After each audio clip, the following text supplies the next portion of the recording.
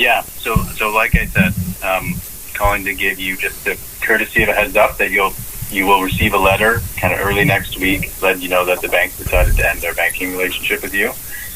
The bank determined that this relationship is outside of its risk appetite. So typically we don't call customers in these situations, but I recognize you've been a long time client of the bank, so wanted to call to give you the courtesy of the heads up. Which part of it is too risky for the bank? Is that my military pension? I'm afraid I don't have any other details. So they just send you. They just send the messenger guy right on. Just the messenger here. So sorry about that. And just to let you know, so your branch was just made aware of the news this afternoon. So and again, they don't have any further information. There was a decision made at the head office. And the head office. Who would that be? I don't have any other information in terms of names or anything like that. It was. Why would anybody want to be accountable for anything? That would be foolish. Sorry, continue, please. Pardon me? I said sorry, continue, please. Okay. I understand the frustration.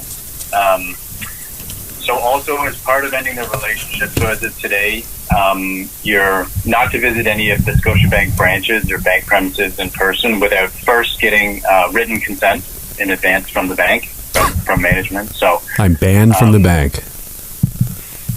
You first have to just reach out and get written consent before you physically come on to any bank premises as part of ending the relationship. I'm going to go out on a limb and assume that there's no reason given for that either, and no one's accountable and there's no one to call for that.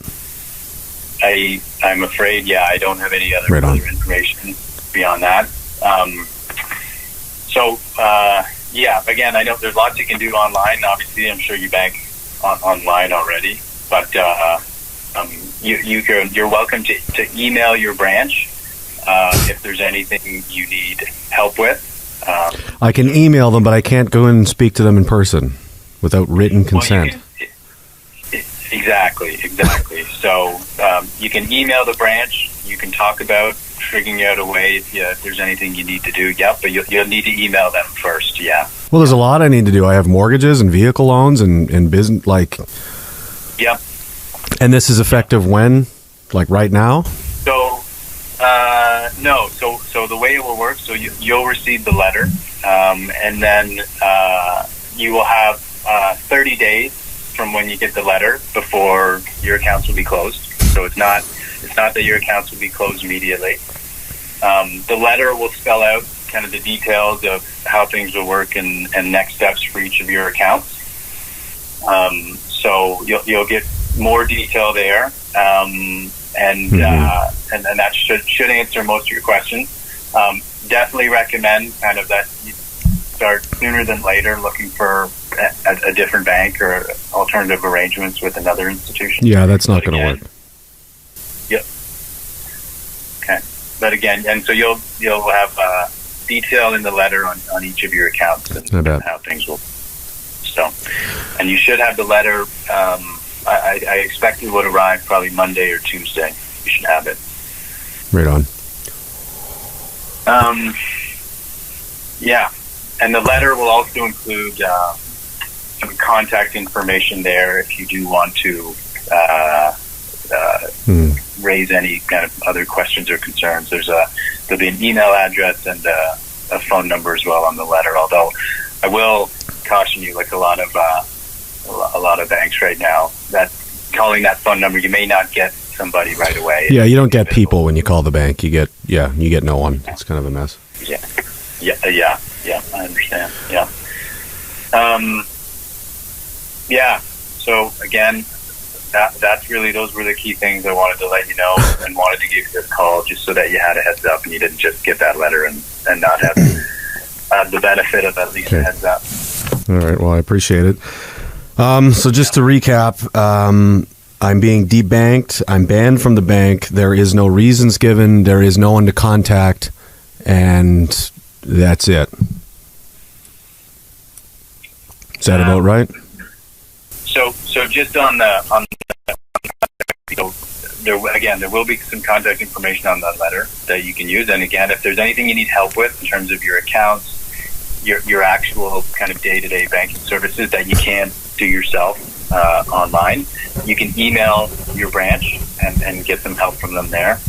And you can discuss with them if there's anything that you feel like you might need to do in person. But right. Please, well, I might need to sue them because I feel like this is discriminatory because of my legal situation, but that's something else I'll have to talk to somebody else about.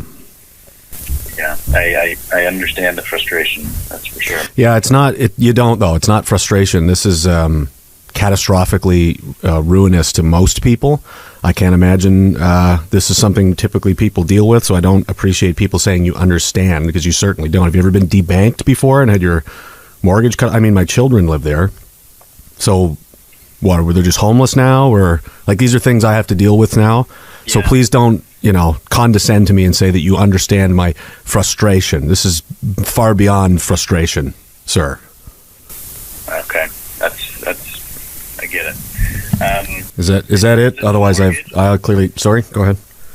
No, that's it. I just wanted to let you know, though, there'll be a bit more detail in the letter around your mortgage, but your mortgage will continue to run until I think your mortgage matures on kind of next November 2024. Yeah. So that will continue to run up until that date. The bank won't be renewing the mortgage at that time, but I just wanted to reassure you that will continue. It's not that the bank is terminating that. How do I pay the mortgage if I don't have a bank account? So that is something that you can This is outrageous.